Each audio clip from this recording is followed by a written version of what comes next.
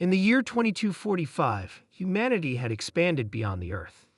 Colonies on distant planets, ships roaming through the stars, and new life forms encountered every day became the new normal for Earth's citizens. Yet, as humans ventured into the cosmos, they quickly realized they were not alone. Many alien species, some advanced, some primitive, inhabited the galaxies. But there was one species that humanity had yet to meet until that fateful day. This tracks were a feared race across the universe, known for their ruthless tactics and cold-blooded conquest of weaker planets. Their warships were massive, their technology centuries ahead of human capabilities, and their warriors, who were almost entirely devoid of emotion, had destroyed many civilizations. Earth had been warned about them, and the time had come when they finally set their sights on the blue planet. It started with an unprovoked attack on one of Earth's outlying colonies, located on a planet known as Balsa. Balsa was a mining colony, full of hardworking humans who barely managed to keep up with the planet's hostile environment. One day, out of nowhere, a Strax warship appeared in the sky. The attack was swift, merciless, and without warning. Balsa's atmosphere crackled with the sound of explosions and the cries of the helpless. Among the wreckage, a small human child, only 6 years old, was caught in the chaos. Her name was Emma. She had been playing near the colony's edge, picking flowers as her mother worked in the mines. Emma's innocent eyes witnessed the destruction of her home, and just as she tried to run to safety, Strax warriors saw her. Without a second thought, the alien fired his energy weapon, killing the young girl instantly. News of Emma's death spread quickly across Earth and the colonies. The Strax, who had long been feared and hated, had done the unthinkable. They had killed a child. Not just any child, but a human child, whose innocence was a symbol of everything the human race stood for. It was an act so cruel that it united humanity in a way that nothing else had. But then something strange happened. Weeks passed since the attack, and the Strax warships had moved on, leaving Earth and its colonies in relative peace. There were no further attacks, no retaliation, no signs of war. Instead, Earth's leaders received a mysterious message, one that came from the Strax themselves. The message, broadcasted across every human communication channel, was a simple plea. We beg for forgiveness. We have wronged you.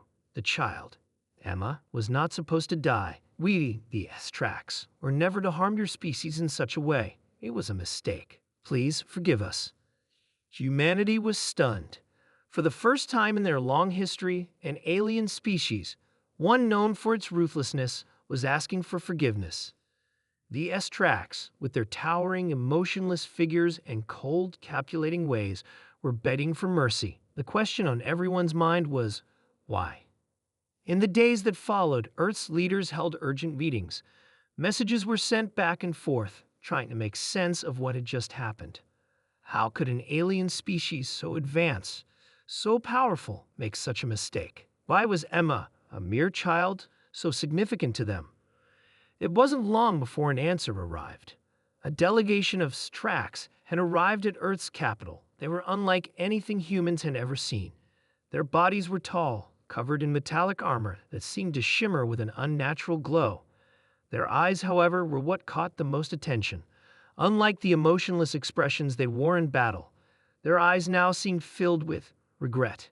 Their leader, a figure known as Vokhtar, stepped forward and spoke to the humans. "We were wrong," Vokhtar began, his voice heavy with guilt. "The Strax have never known the concept of innocence.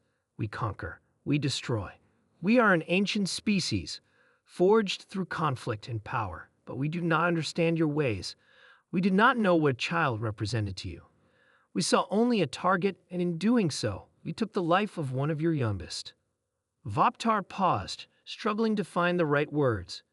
"We were taught that emotions weaken a species, that only strength and power matter. But when we killed the child, Emma, we saw something we had never seen before. We saw her life not as a casualty of war, but as something pure, something we had destroyed for no reason at all. Her death is a wound to us, one that cannot be healed by our technology, our strength, or our power." The humans listening were silent, trying to grasp what Vokhtar was saying. Never before had they encountered an alien race willing to show vulnerability, to admit to their mistakes in such a way. I speak on behalf of my entire species, Bakhtar continued. We ask for forgiveness, not because we fear your retribution, but because we have come to understand something profound.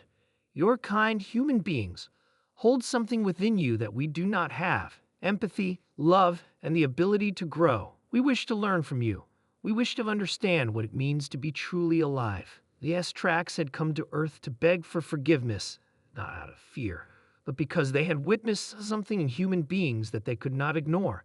It was a power, not of weapons or strength, but of heart.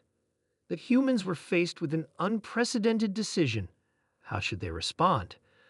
Should they accept the apology of a race that had caused so much harm to them? Was forgiveness even possible? In the end, the decision came down to one human, Emma's mother, Sarah. She stood before the S-Trax delegation, her eyes filled with both sorrow and hope. She spoke quietly, but every word carried the weight of the entire human race. I forgive you, Sarah said, her voice trembling. Not because you ask, but because we must move forward. My daughter's life will never be forgotten, but we cannot live in the past. We have to believe that we can make a better future together. The room was silent for a moment, and then, to everyone's surprise, Bakhtar stepped forward and bowed deeply. Thank you, he said, his voice almost breaking. You have shown us what we could never understand. This is a lesson we will carry for the rest of our existence. And just like that, the S-Trax, once feared and hated, became allies. The death of one innocent child had changed the course of history, opening the door to a future where even the most ruthless species could learn change. Humanity had not only forgiven them, they had taught them the greatest lesson of all, that even in the face of the greatest darkness, there is always room for light.